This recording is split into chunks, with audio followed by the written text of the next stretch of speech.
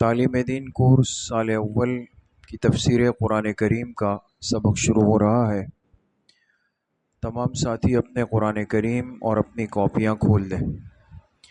اسی طرح zoom class میں جو حضرات و مستورات ہیں وہ بھی اپنے اپنے قرآن کریم اور اپنی کاپیاں کھول دیں۔ سورہ کافرون پڑھی تھی، آج انشاءاللہ سورۃ النصر پڑھیں گے۔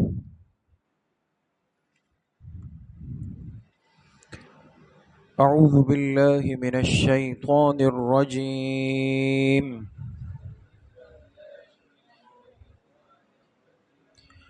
بسم اللہ الرحمن الرحیم۔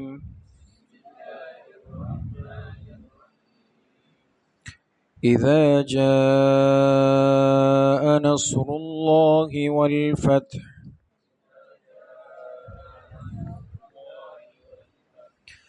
وَرَأَيْتَ النَّاسَ يَدْخُلُونَ فِي دِينِ اللَّهِ أَفْوَاجًا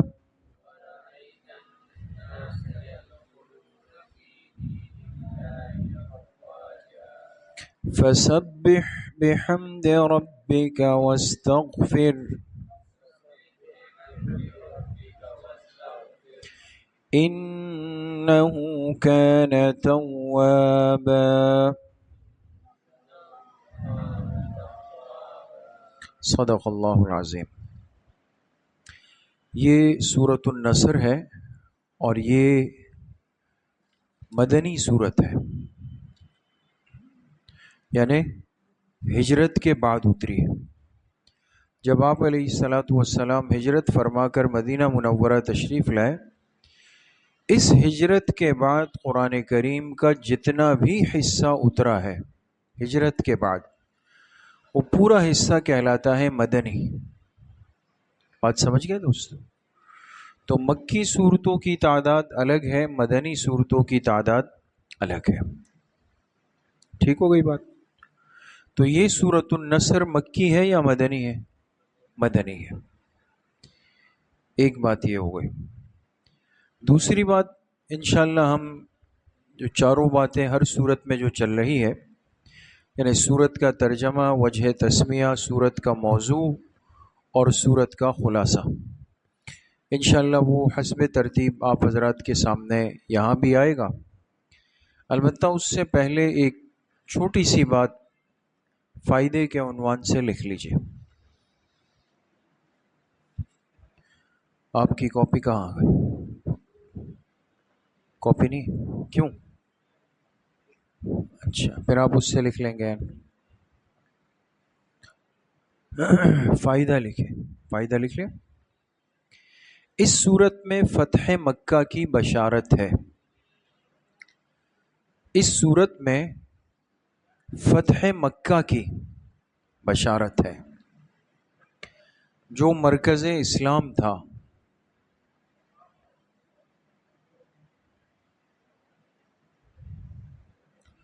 جو مرکز اسلام تھا،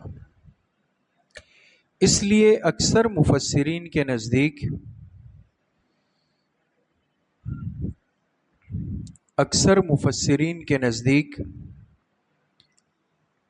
یہ سورۃ النصر فتح مکہ سے پہلے اتری۔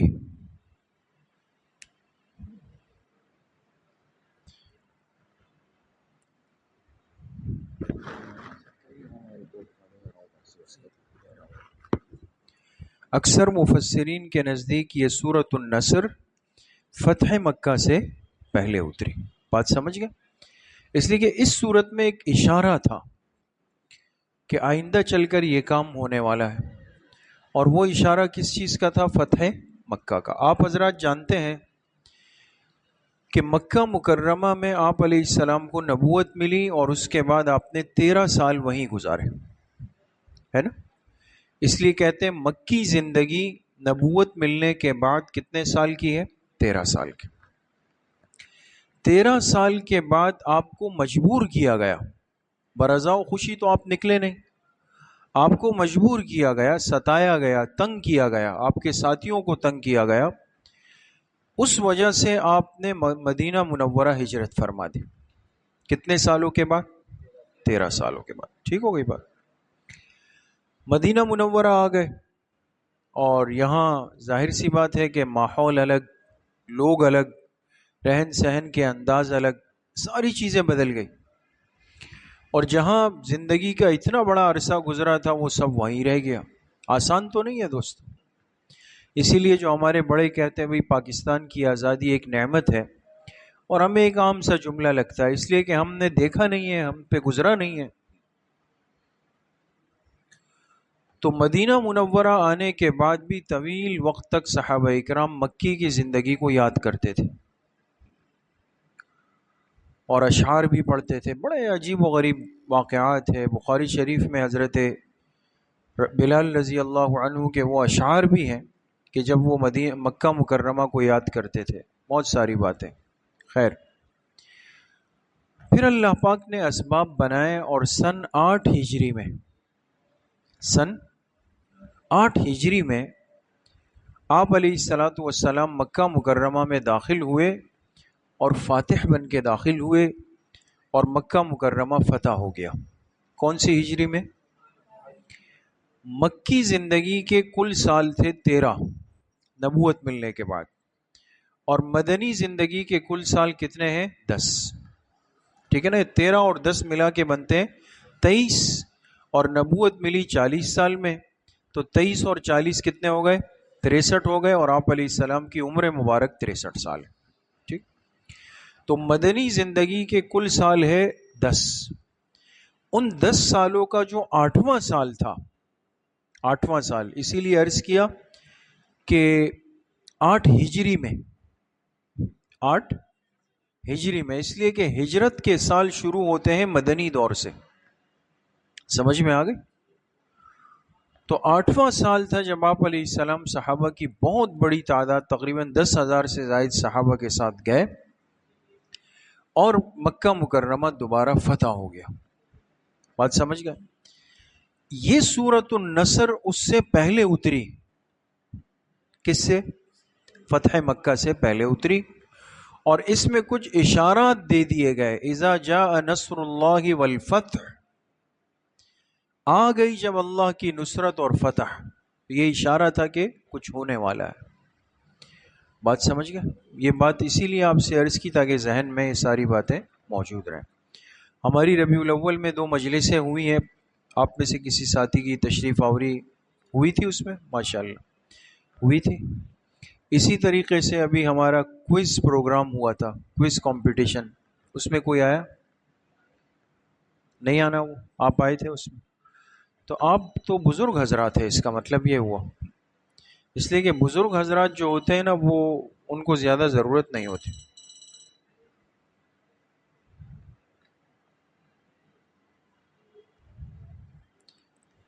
خیر، ان چیزوں کا اہتمام فرمایا کریں. ٹھیک ہے؟ اس میں بڑی قیمتی باتیں ہوتی.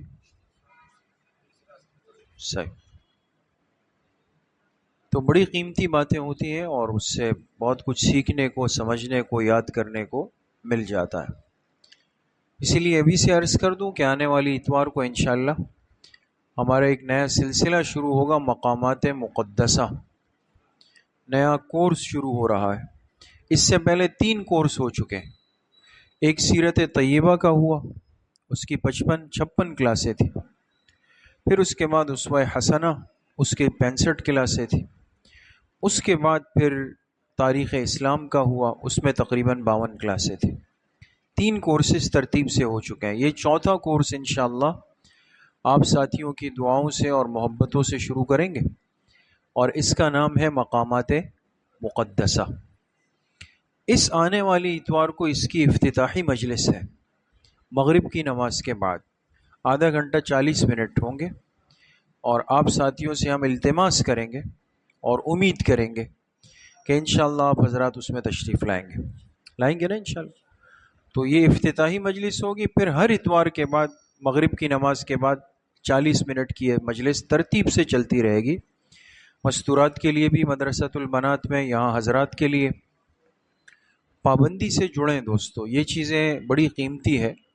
اور آپ کے حضرات اور اساتذہ بڑی محنت کر کے ساری چیزیں پہ کام کرتے ہیں تاکہ ایک ماحول بن جائے، دین کی اہم باتوں سے مناسبت اور جوڑ پیدا ہو جائے. ٹھیک ہے نا انشاءاللہ. اچھا یہ بات تو ختم ہو گئی. اب آ جائیں سورت کے ترجمے پر. اذا جاء نصر اللہ والفتح، جب آ گئی اللہ کی مدد اور فتح.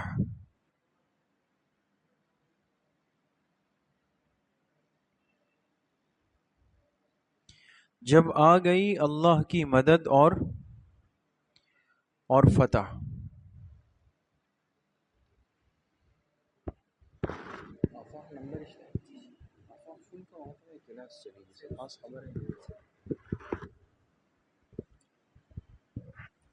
بریکٹ میں لکھیں فتح مکہ.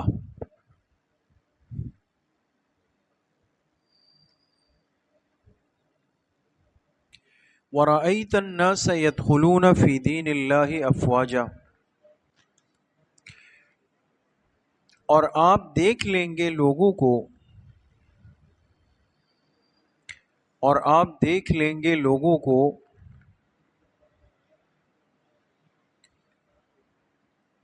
کہ وہ اللہ کے دین میں داخل ہو رہے ہیں،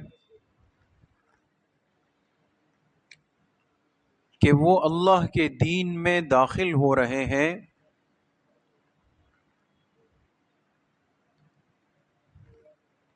افواجا کیا ترجمہ ہوگا دوستو؟ فوج در فوج، یا جماعتوں کی جماعتیں، یا یہ بھی لکھا ہے جوق در جوق، ہے نا. ہماری اردو بھی ویسے کافی کمزور ہوتی ہے، اپنی بات کر رہا ہوں، ورنہ یہ اردو میں یہ الفاظ مستعمل ہوتے ہیں. جوق در جوق، یا فوج در فوج، یا جماعتوں کی جماعتیں، سب کا ایک ہی مطلب ہے. آپ دیکھ لیں گے لوگوں کو کہ وہ اللہ کے دین میں داخل ہو رہے ہیں فوج در فوج. جب یہ کیفیت آپ دیکھ لیں گے تو پھر کیا ہوگا؟ فَسَبِّحْ بِحَمْدِ رَبِّكَ وَاسْتَغْفِرْ، بس اب آپ اپنے رب کے حمد کی تسبیح پڑھیے. بس اب آپ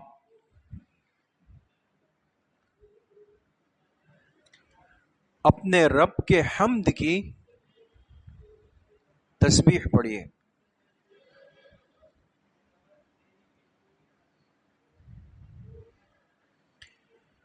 وَاسْتَغْفِرْهُ، اور اسی سے مغفرت طلب کیجیے.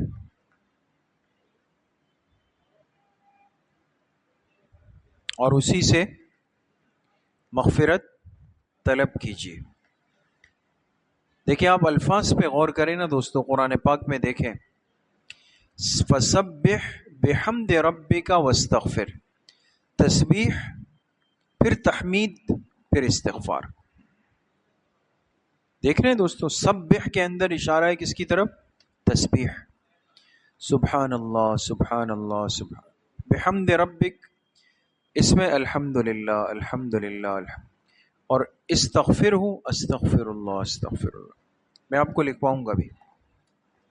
انہ کان توابا، بے شک وہی ذات ہی توبہ قبول کرنے والی ہے. بے شک وہی ذات ہی توبہ قبول کرنے والی ہے. ترجمہ سمجھ گئے دوستو؟ دوسری بات وجہ تسمیہ، اس سورت کی وجہ تسمیہ کیا ہے؟ سورت النصر کو نصر کیوں کہتے ہیں؟ جی دوستو، پہلی آیت میں لفظ نصر اللہ ہے، اسی نصر سے اس کا نام ماخوذ ہے، سورت کا نام. تو وجہ تسمیہ کیا لکھا کہ سورت کی پہلی ہی آیت میں لفظ نصر آیا ہے. لکھیں سورت کی پہلی آیت میں لفظ نصر آیا ہے.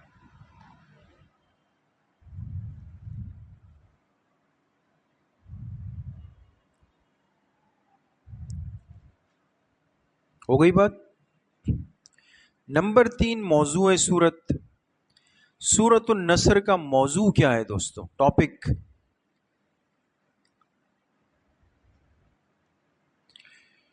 لکھے توحید کی دعوت دینے والے کے فرائض.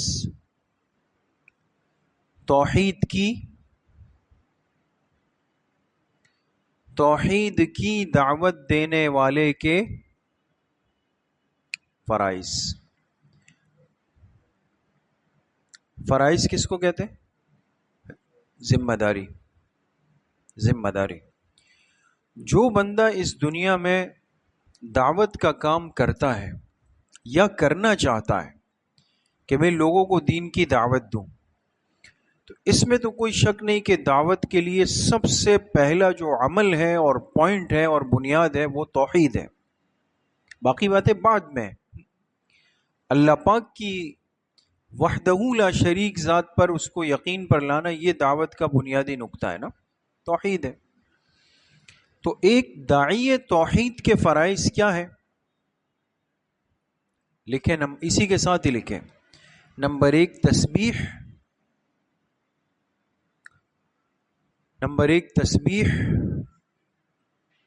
نمبر 2 تحمید. نمبر 3 استغفار. نمبر 1 تسبیح.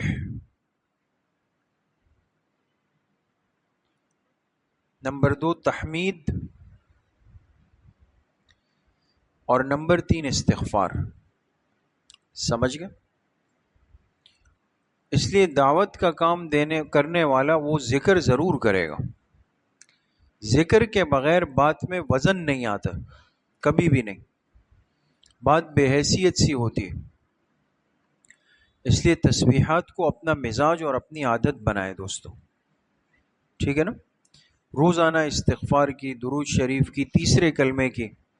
ہمارے ہاں 5 تسبیحات بتائی جاتی ہے نا، کہ بھئی روزانہ استغفار، درود شریف، تیسرا کلمہ، پہلا کلمہ اور لفظ اللہ. یہ 5 تسبیحات ہم روزانہ کی بنیاد پر پڑھیں. اس میں استغفار 200 مرتبہ ہے، تیسرا کلمہ 200 مرتبہ ہے، درود شریف 300 مرتبہ کوشش کی جائے، پہلا کلمہ 100 مرتبہ ہے اور لفظ اللہ 300 مرتبہ ہے. بات سمجھ گئے؟ تو یہ پابندی، ہمارا کارڈ بھی بنا ہوا ہے معمولات کا، تسبیحات کا. اس کی پابندی ہوتی ہے تو انسان کی بات میں اللہ پاک اثر بھی ڈال دیتے ہیں، وہ دین کا کام بھی کر سکتا ہے، دین سیکھنا بھی آسان ہو جاتا. نمبر 4 خلاصہ سورت. اس سورت النصر کا خلاصہ کیا ہے؟ لکھے رسول اللہ صلی اللہ علیہ وسلم کی کامیاب زندگی کی حد.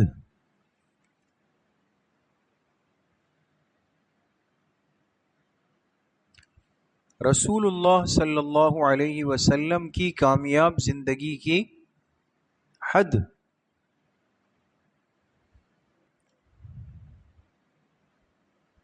اور آپ کے انتقال کی پیشن گوئی.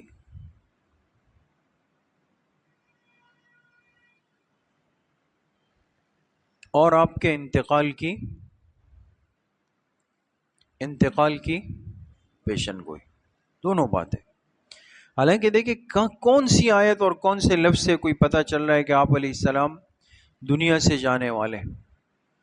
لیکن جو قرآن میں مہارت رکھتے تھے، جو صحابہ سمجھتے تھے، وہ سورۃ النصر کے اترتے ہی سمجھ گئے کہ اب آپ علیہ السلام کے دنیا سے جانے کا وقت آ رہا ہے. دیکھیے اللہ پاک نے فرما دیا، نصرت آ گئی، فتح آ گئی، لوگ آپ کے دین میں جماعتوں کی جماعتیں آنے لگ گئی.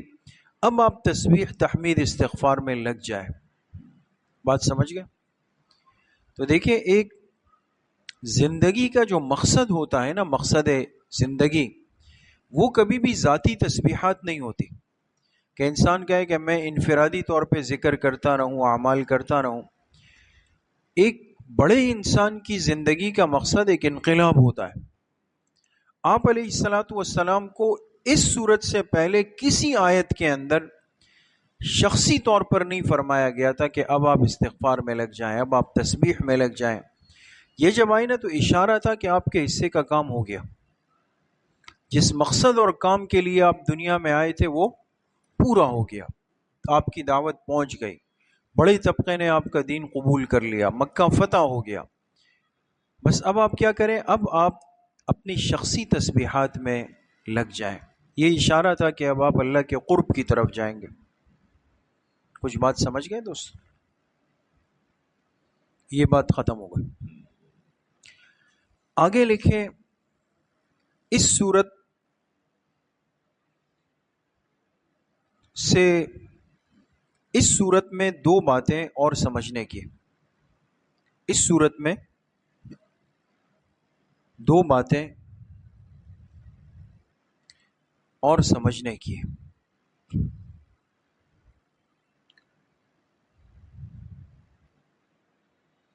نمبر ایک، مقصود کو حاصل کرنے کے بعد، مقصود سمجھتے ہیں نا، یعنی جو انسان کا مقصد ہوتا ہے.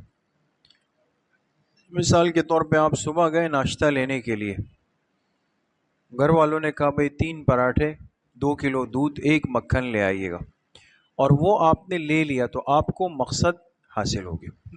یہ مقصود ہے آپ کو. لیکن زندگی کا مقصد صرف یہ نہیں ہے پراٹھے لینا. تو مقصود کو حاصل کرنے کے بعد رجوع الی اللہ میں اضافہ ہو. مقصود کو حاصل کرنے کے بعد رجوع الی اللہ، رجوع اللہ کی طرف لوٹنے میں، را جیم واو عین، رجوع الی اللہ میں اضافہ ہو. انسان کو اللہ پاک جس کام کے لیے دنیا میں بھیجے، یا انسان سمجھتا ہے کہ میرے دنیا میں آنے کا مقصد کیا ہے، اور اس کام میں زندگی کا اکثر حصہ گزر گیا، تو بس اب کیا کریں؟ اللہ کی طرف رجوع اور بڑھا دیں. اور ذکر تسبیحات میں آپ نے دیکھا ہوگا، ہمارے ہاں جو بزرگ حضرات ہوتے ہیں، نیک لوگ ہوتے ہیں، آخری عمر میں وہ زیادہ وقت مسجد میں پھر گزارتے ہیں.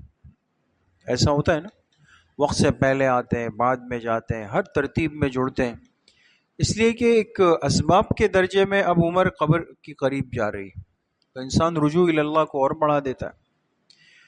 نمبر 2 لکھیں. نمبر 2، اس صورت کو سورۃ التودیع بھی کہتے ہیں. اس صورت کو کون سی صورت کو؟ سورۃ النصر کو. اس صورت کو سورۃ التودیع، تا واو دال یا عین، سورۃ التودیع بھی کہتے ہیں. سورۃ التودیع، تا واو دال یا عین، تودیع. تودیع کے معنی دوستوں الوداع کے ہیں. جب ایک بندہ جاتا ہے نا، کہتے ہیں اس کو ایئرپورٹ الوداع کرنے گئے تھے، رخصت کر رہے تھے. آپ علیہ الصلوۃ والسلام دنیا سے تشریف لے جا رہے ہیں ابھی. اس میں ایک اشارہ اور پیغام تھا اس صورت میں، اس لیے اس صورت کو کہتے ہیں سورۃ التودیع. سمجھ گئے؟ تو ششماہی امتحان میں سوال آ سکتا ہے کہ سورۃ النصر کا دوسرا نام کیا ہے. پھر ہم نے نیچے 3 آپشن دیے ہوں گے، اور تینوں آپس میں ملتے جلتے ہوں گے تاکہ آپ لوگ پھنس جائیں اس کے اندر. تو اس لیے خیال رکھیں گے، یاد رکھیں گے. یہ بات ختم. آخری بات، فائدہ لکھیں. فائدہ، اس صورت کے اترنے کے بعد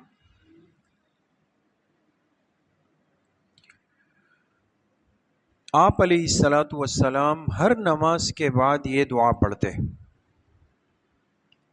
آپ علیہ الصلوۃ والسلام ہر نماز کے بعد یہ دعا پڑھتے: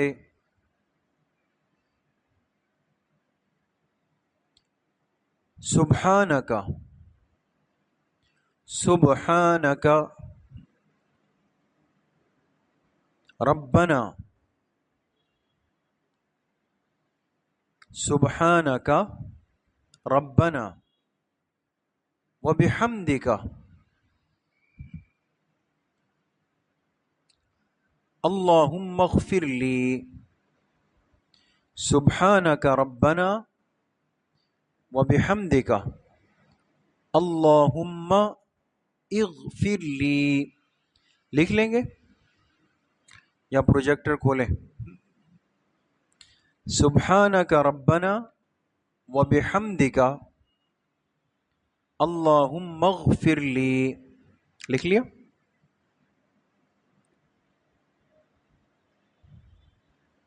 ٹھیک ہے دوستو، تو یہ سورۃ النصر تھی، اس کو اچھی طرح دیکھ لیجئے گا. انشاءاللہ اس کے بعد سورۃ اللہب ہے، اور جیسے عرض کیا کہ انشاءاللہ اتوار کو ایک نئی ترتیب شروع ہو رہی ہے، اس میں آپ حضرات کی تشریف آوری ضروری ہوگی. باقی پابندی سے آتے رہیں، وقت پہ پہنچنے کا اہتمام فرمائیں، تاخیر بالکل نہ کریں.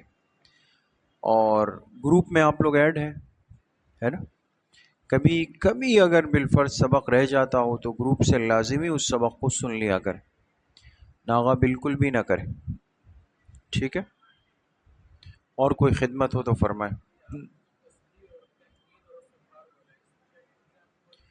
تسبیح سے اشارہ ہے سبحان اللہ، سبحان اللہ، سبحان اللہ، سبحان اللہ، یہ جو ہم تسبیح پڑھتے ہیں نا. اور تحمید میں الحمد للہ، الحمد للہ، الحمد للہ، یہ والی تسبیح. اور استغفار میں استغفر اللہ، استغفر اللہ، استغفر اللہ. اور فرمائیں جی. اتوار کو گشت ہوتا ہے مغرب کے بعد، عصر سے مغرب ہوتا ہے نا. ٹھیک ہے، مغرب تک تو آ جاتے ہیں نا. کہاں گشت کہاں ہوتا ہے آپ لوگ کا بیرون؟ تو آج اس اتوار کو تھوڑی شفقت فرما دینا یار، صرف اس اتوار کی. باقی میں تو پھر جیسے سہولت ہو. اس اتوار کو اگر آپ لوگ تھوڑا گشت کی نیت سے یہاں آ جائیں تو یہ کہ تھوڑا سا شرکت بھی ہو جائے گی. اور ٹھیک ہے جی، السلام علیکم.